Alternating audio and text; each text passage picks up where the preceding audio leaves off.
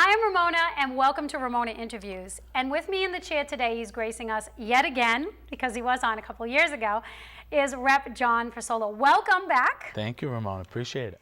Worcester Cancer Garden. Now, you said that this started with a constituent who called you because either they saw something in Boston or somewhere else, and then they had a concern themselves. So can we talk about this? Now, this is an actual physical place. And it's in the development stages. So this is not going to be in 3 months. This is going to take time. Tell me how you kind of got into this and why it's important and how it links not just that district that it's in, but the whole community. Right. Sure, I'd be glad to. I was contacted by a woman that had developed breast cancer and was going through radiation and chemotherapy, a constituent and a friend. And she called me because she had saw a piece on television, I think it was Channel 5 did a piece of a reporter that had also had breast cancer, and she was going through all her chemo and radiation treatments publicly to alert and educate their viewing public.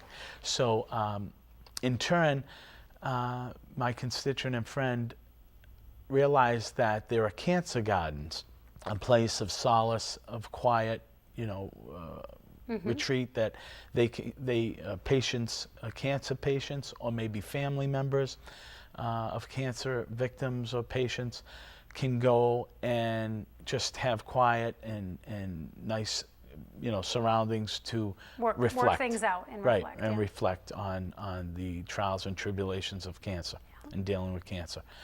And in doing so, found that there were 2 in Massachusetts, in the state, one closer to Boston and one also in Harvard, Mass, but none in Worcester County.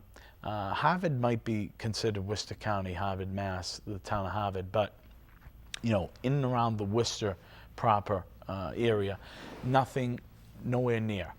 And Worcester being in Central Mass, the location where everyone goes for hospital and cancer treatment, I found that there was a need. Yeah, a need and pretty alerting and eye-shocking that and eye-opening that we didn't have anything close to that.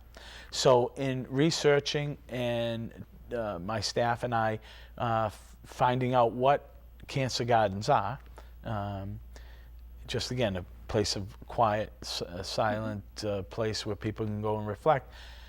Now I really was enthused and passionate about finding a place in and around Worcester. And you wanted a public place that anyone could go to. Right. Okay. Yeah. And somewhere where very accessible as well. And right in my back door, my backyard, so to speak, was a perfect place, I think. The absolute perfect place for this to be developed. It's in an area of state property that is near the new Mass Turnpike 146 interchange, also Route 20 and Route I-290, very close in vicinity to this land. And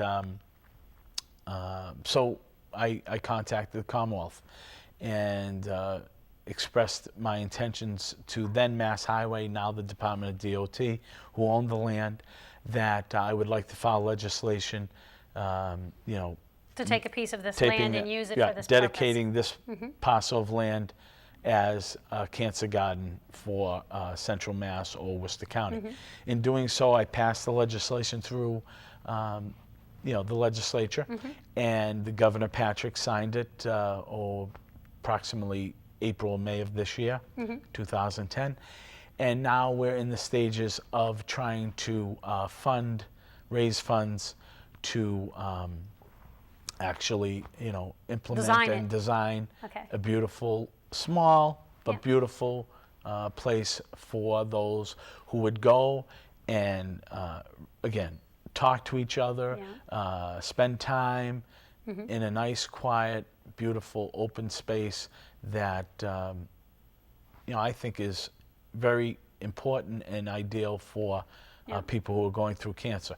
What you're raising money for, so my audience understands, is not to buy that piece of land, because that's not what's necessary. It's basically to landscape it so that it can be usable for people to sit and maybe have enough of a backdrop so that it has that kind of serene feeling to it. I mean, we're not looking to do a big monument or anything like that. It's a simple, nice place with, with some kind of shrubbery and something that will allow an inner image of peace. Absolutely. For the person who's there. So I'm going to assume that there'll be benches for people to sit.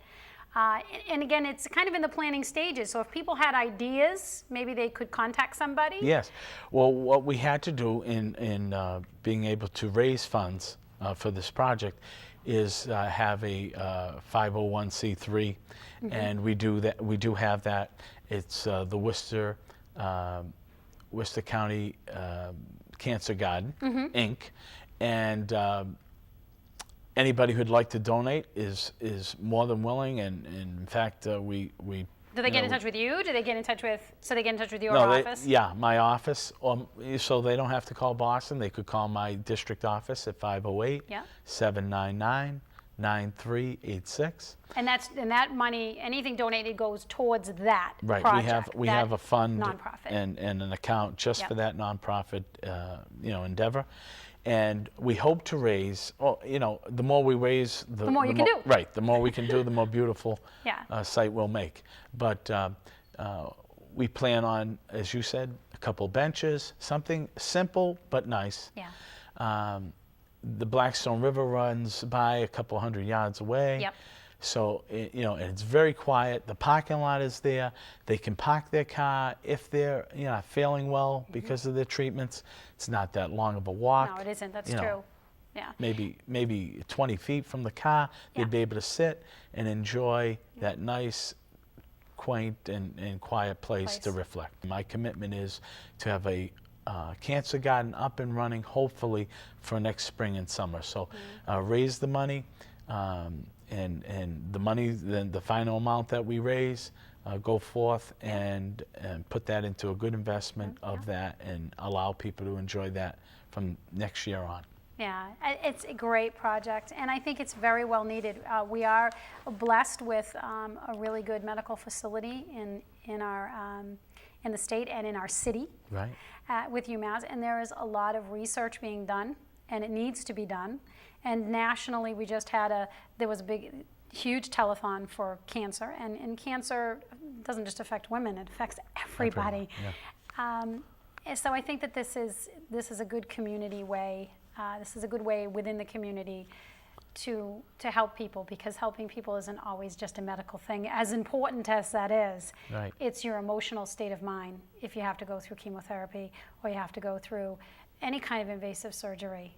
And it's the healing process as well, not only, like you said, for the person who's going through it, but for a family member, who can go down and say, I really need to go to a place where I feel right, that there's and some maybe peace. be able to talk to someone someone going through else, a similar that's right, situation. And connect in that way. And here's the thing, that the two hospitals are involved. In fact, this is the first public announcement about the cancer garden. We intend to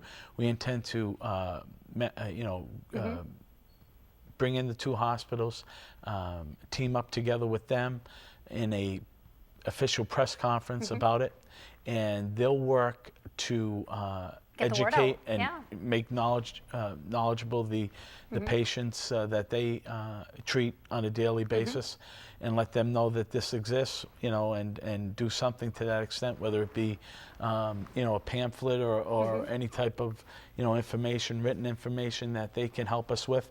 They'll do once we have that up and running. So anybody that unfortunately is dealing with cancer, whether it's themselves or their family members, they'll know it exists, and then from that point on, hopefully it'll just grow to bigger and better and more enjoyable experiences. Yeah, and I like the fact that it's public, that anyone can go, that anyone can go for any reason, because healing needs to come from many venues for sure. Right. If people have ideas, they definitely should get in touch with you. Why don't you give that telephone number again, and for the Cancer Garden? Sure. It's area code 508-799-9386. That's my district office.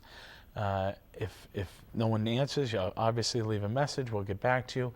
And again, we appreciate any consideration for donations. It is going into the 501c3. Everything is, legal and legit. Yeah, it's a nonprofit. Nonprofit, and it will go and be spent wisely to improve that area and make a beautiful cancer garden.